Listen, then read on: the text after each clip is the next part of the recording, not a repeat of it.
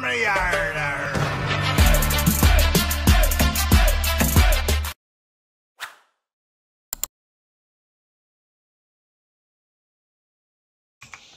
नमस्कार दोस्तों, मैं आपका दोस्त ब्रजमोहन सिंह अपने यूट्यूब चैनल BBN ट्रेडिंग में आपका स्वागत करता हूं। ये वीडियो प्योरली एजुकेशन पर्पज से रहेगा। इसमें हम एलाइट वेब के वेब वन को सीखेंगे कि वेब वन कैसे फॉर्म होती है। आमतौर पर वेब वन जो है ना, ये या तो टॉप पर फॉर्म होगी या फिर बॉटम पे जाकर फॉर्म होगी। हम ऐसे कैसे पता करें कि टॉप पर वेब वन फॉर्म स्टार्ट हो गई या फिर बॉटम पर ये स्टार्ट हो गई? ये क्या है, अनसर्टेनिटी के टाइम में है ना, ये वेब फॉर्म होती है। ये क्या है, wave one begin the accumulation phase. अगर ये डाउन ट्रेंड में है ना बन रही है, तो ये वहां एक्युमुलेशन को आपको आइडेंटिफाई कराएगी। And the formation of the 5 web pattern. ये जब डाउन ट्रेंड में 5 वेब पैटर्न बने तब हम इसको ये पहचान सकते हैं। Wave one can be difficult to identify. ये तो स्वाभाविक है कि इसे पहचानना बड़ा कठिन होता है। Short pullback against the previous trend. ये क्या है, जैसे कंटिन्यू प्राइस गिरता हुआ आ रहा है उसमें जाकर ये फॉर्म होगी, ठीक है, फिर ये अपना ट्रेंड को चेंज करेगी। तो क्या है, compare to other wave, wave one is highly uncertain. ये अनसर्टेनिटी कंडीशन में भी होगी।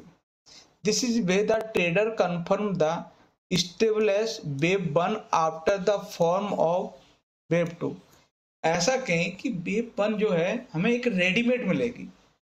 इसका कंफर्मेशन तब आएगा जैसे कि वेब, ये आपकी 5 मूव में वेब कंप्लीट हुई। अब ये कंफर्म हमें तब होगा जब ये और इसके हिसाब से करेक्शन हमारा वो वेब 2 को कंसीडर करेगा। ये वेब 2 को कंसीडर करेगा, तब जाकर हमें वेब 2 के बाद कंफर्मेशन स्टार्ट होगी। तो अब हम इसको आगे चलते हैं, आगे उसमें देखते हैं कि किस किस तरह से। ये सबसे पहले हम इसके रूल वही हैं आपके कि web 2 can not be retrace more than 100%। Web third छोटी नहीं हो सकती, और वेब 4 जो है वेब वन को ओवरलैप नहीं कर सकती। यही आपको फिगर आउट किया है कि जो वेब वन है ना, इसके नीचे नहीं जा सकती, वेब थर्ड छोटी नहीं हो सकती, वेब फोर्थ वेब वन की टेरिटरी में नहीं आ सकती। चलते हैं कि वेब वन जो है आपकी वो किस किस टाइप से हो सकती है। तो वेब वन जो है आपकी 2 टाइप से होती है। एक तो ट्रेंडिंग इंपल्स में होगी, एक आपकी टर्मिनल इंपल्स में होगी। ट्रेंडिंग इंपल्स में होगी तो वो आपके तीनों रूल को फॉलो करेगी। कैसा कि वेब वन जो है ना, कि वेब 2 जो है आपकी वेब वन के स्टार्ट पॉइंट के नीचे नहीं जा सकती। वेब थर्ड जो होगी हमारी, वो आपकी तीनों वेब में इसमें और इसमें छोटी नहीं हो सकती, ठीक है। अब आती है कि वेब 4 जो है ना, वेब वन के हाई पॉइंट के नीचे नहीं जा सकती, ठीक है। अब इसमें क्या होगा, आपका ये आपका लीडिंग डायगोनल बनेगा जो टर्मिनल इंपल्स के रूप में होगा। ये क्या होगा, वेब वन के अंदर आपकी वेब 4 आएगी, ठीक है, वेब छोटी होगी, और जो ये क्राइटेरिया वो फॉलो कर रही है वो नहीं करेगी, ठीक है। तो ये हमारे पास में है ना, ये आपकी ट्रेंडिंग इंपल्स हो गई, ये टर्मिनल इंपल्स हो गई। यानी कि वेब वन में है ना 2 पैटर्न होंगे, एक तो ट्रेंडिंग इंपल्स होगी, दूसरा टर्मिनल इंपल्स होगी। अब इस वेब वन के अंदर भी आपके सबऑर्डिनेट होंगे, वो हम आगे फिगर आउट करेंगे। आगे हम देखते हैं, जैसे ये है वेब वन के अंदर सब वेब वन होगी, सब वेब 2 हो गई, सब वेब 3 हो गई, और सब वेब 4 हो गई, और सब वेब 5 हो गई। ऐसे ही 1 3 5 आपकी ट्रेंडिंग होगी, और ये आपकी करेक्टिव वेव होगी। जैसे ये देखो, इसमें ये है भारत फौज का, ये हमारी क्या है, ये आपकी अब इम्पल्सिव हो गई, ये करेक्टिव हो गई, ये इम्पल्सिव हो गई, ये करेक्टिव हो गई, ये इस तरह से ये फॉर्म हुआ। अब बात करते हैं कि एक्सटेंशन की। अब है हम आगे पढ़ते हैं वेव एक्सटेंशन। जो हमारी तीनों इम्पल्स हैं, जैसे वेव 1, वेव 3, वेव 5, ये तीनों में एक आपकी एक्सटेंशन हो सकती है।